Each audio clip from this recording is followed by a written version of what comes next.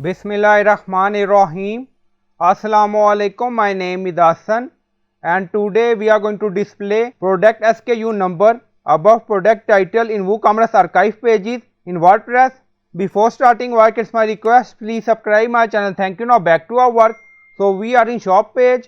Now go to dashboard. On left side you see plugin, so click on add new plugin. Then in search plugin write WP code. So this is plugin WP code, insert header and footer we will use.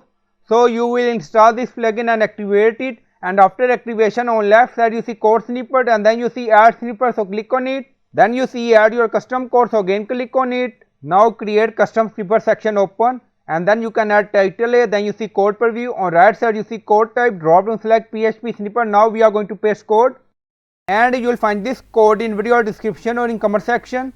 So by using this code we are going to display product SKU above product title in WooCommerce archive pages. Now scroll down, you see insert method, auto insert location, run everywhere. On top you see inactive, now active. Then click on save snippet. Now snippet created and saved.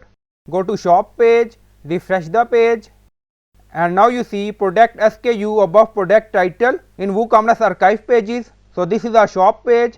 Now go to category page.